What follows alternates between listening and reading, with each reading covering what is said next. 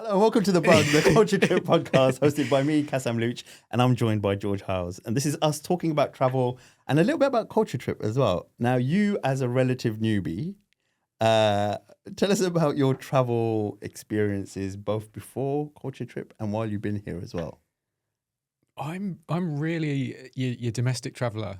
I love the coast. Devon, Cornwall, Right. Pembrokeshire. I think everyone's sick the amount of times I talk about Wales. Little short breaks with the family. Love all that. Yeah, I love my photography. So obviously, you love your photography and your running. Those are your two things. Yeah, right? people call me, and you may need Strava wanker. Okay. Yeah. I think that's. So when I said you can swear, you've taken that to heart and you just decided to go. You gave me free reign. Ham on this one, and it's. We're going to have a swear jar, right? We should do, yeah. So the Bug is our, I guess, travel. We thought there were no good travel podcasts out there. We're probably insulting loads of people out there who've got travel-related podcasts, but I think there is a gap. And the specific thing we wanted to talk about is more on the industry side. And I'm in editorial. I've been at Culture Trip for 9 years now, working on various sides of the content and that stuff. And then you're on the commercial side of things. So you look after money coming in. Hopefully. Yeah, there's a slightly sexier way of putting it, but yeah, that's pretty much it. Yeah. I pester the crap out of clients until they give in. Okay, Is basically the strategy. Yeah. No, actually, let me put that in a more professional way. I work with tourist boards, and we work on campaigns. Yeah, and that's it. And we're speaking to lots of them. Well, I think this is what is interesting, and where I think this is slightly different is that we both are now kind of fully aligned, which is an awful way of saying it, but we are. We're working with tourism boards. We're kind of getting across the content. What we really want to get across, and this is what Culture Trip has done for years, is authenticity. So we've got really interesting ideas. We've spoken to loads of people, some of the stories that come out of it. Specifically, I want to give that example. We're going to mention it every single time, but it's when we went to Naples and we met some of the locals there, and we found stories that we weren't expecting to find. We did a lot of research before going out there, but we just bumped into random people and got some really cool, interesting anecdotes while you're out there. And that's the kind of stuff we want to do going forward. But I want to, when you say you're a UK expert or a coastal expert, but what about your travels a little bit beyond that? Where have you been elsewhere? Where have you really enjoyed going abroad? Yes, I love Greece, the Greek islands. I'm a Kefalonia. Okay. Massive fan, super fan. Yeah. I'd say super tourist, like not quite local knowledge, but like North Kefalonia, we go a lot. And every year we say to the family, like we've got to try something new.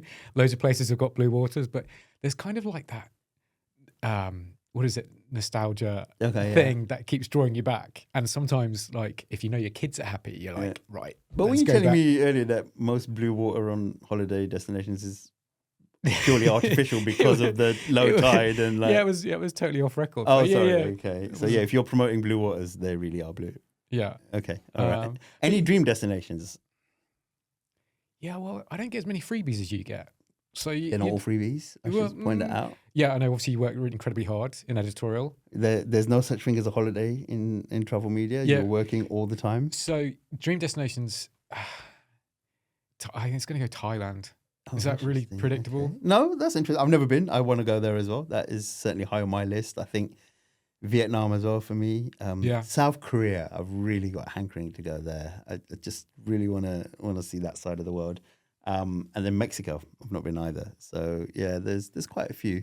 I would say that, I mean, the other thing I really love is obviously film and travel. I used to be a film journalist. I had an interesting job in between, which I really want to see if we can do anything around travel there, like the paranormal side of things. Yeah, when I first semi-stalked your LinkedIn. Oh yeah, okay. Found out, what was your job title? I loved it.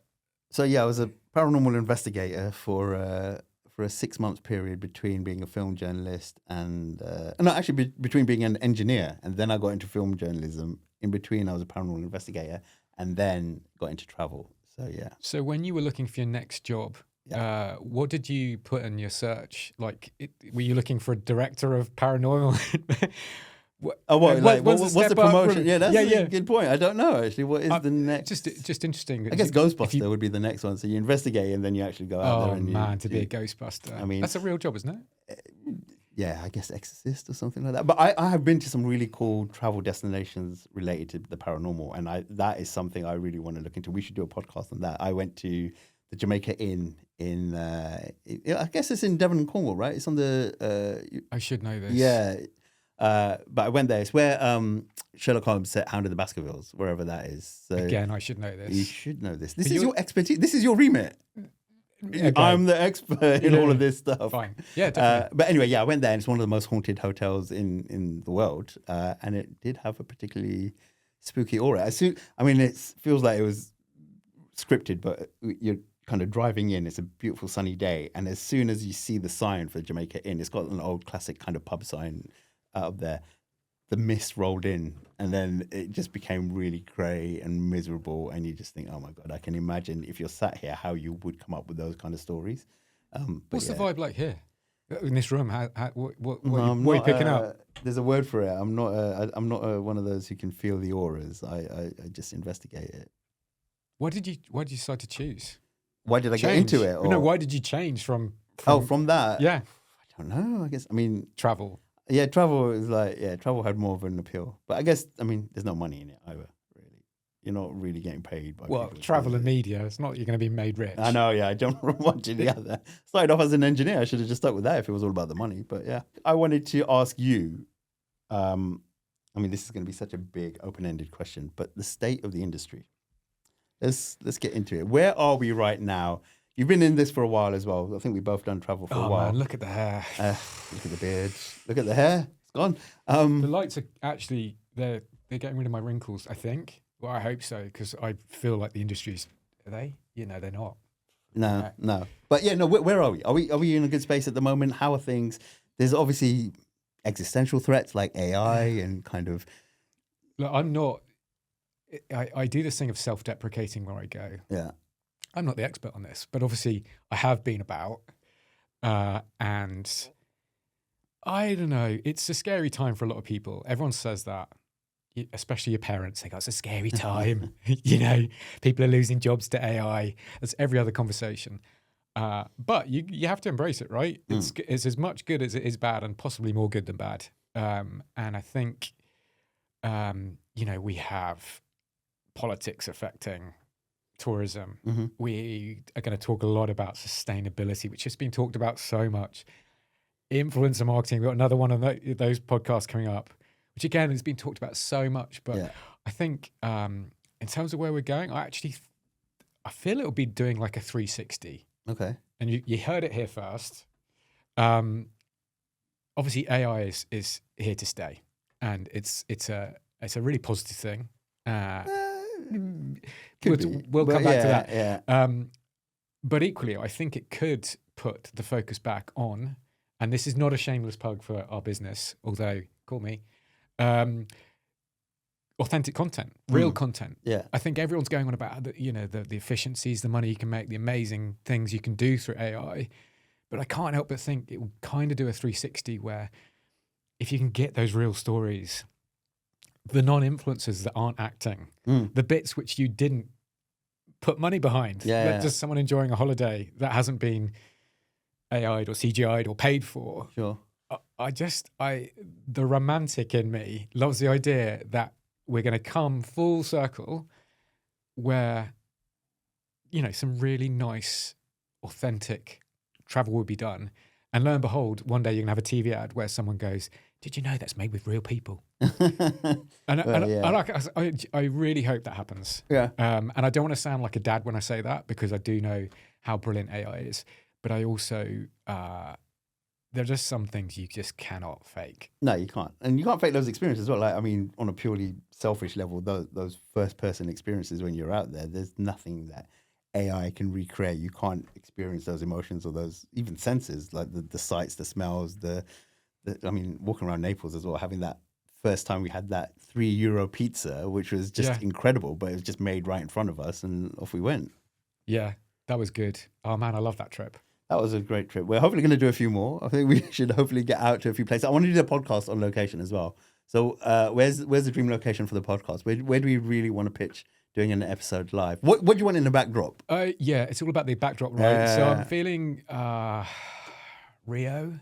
Okay, yeah. I don't know. We've got How do you friends. cope with the sun? I don't know if that's going to be the best place for you. Oh, mate, my parents, when I was young, Yeah. you know, in our generation, Yeah. they just let me out in the sun with no All sun right, cream, so I okay. can literally go anywhere and I'm right. fine because my skin's just like leather. Okay. All right. So, yeah, I'll cope with the sun, and also Okay. pretty cool backdrop. Yeah. I don't know where else.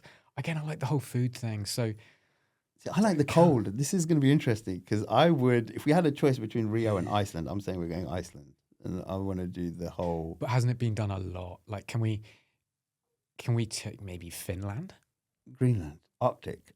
Just somewhere cold. I want to wear my cool cold outfits because if you think I've got hunter outfits for the sun, you wait and see. Oh, this is what this is about. This is a three.